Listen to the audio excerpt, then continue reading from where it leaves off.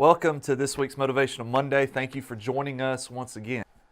There's a story of a man who loved to play bagpipes. He was really good at playing bagpipes. In fact, he was the guy that funeral services would call to play bagpipes at the gravesite. One day there was a homeless man who died. And this man had no family. This man had no known relatives. So the funeral home called the man who played the bagpipes and asked if he would come to the graveside and play Amazing Grace. And of course he said absolutely. Well, the cemetery was somewhere he had never been before, this particular cemetery. And on his way he realized he was lost. But instead of stopping for directions, he thought to himself, I can figure this out. I can get there. I don't need to stop. So finally he pulls into the cemetery, and he's well over an hour late. In fact, the hearse is gone, the funeral director is gone. All that's left are the grave diggers, and they're sitting around eating lunch. So he doesn't know what to do, so he just gets out of his car, he walks over to the graveside, and he apologizes for being late, and then he begins to play Amazing Grace on the bagpipes.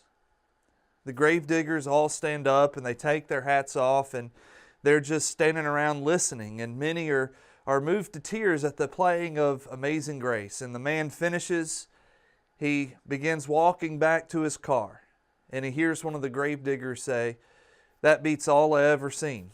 He said, "In over 30 years of digging septic tanks, I've never had someone play bagpipes."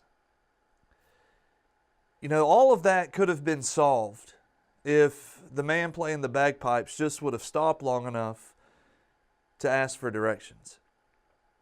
You know, many times whether we're trying to put something together or whether we're going somewhere, sometimes it's difficult to ask for directions. We figure that we can do it ourselves. We can figure it out. We don't need any help. But we're told that there is a way that seems right unto man, but it leads to destruction. And it's because of that Paul gives us the command in 2 Corinthians 13 and verse 5 to test ourselves, whether we're in the faith or not. Basically, what Paul is saying is, don't just hope that you're on the right path. Don't just cross your fingers and say that you believe that you are or you think that you are. He says, make sure that you are where you need to be. Make sure, beyond all shadow of a doubt, that you're not lost. You know, it's said that an airplane is correcting its course or correcting its direction over 90% of the time. And it's constantly getting back on course. That's what we have to do. We have to constantly get back on course.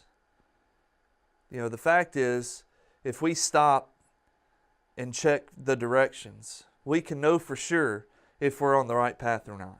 Jesus said in John 14:6 that He is the way, the truth, and the light.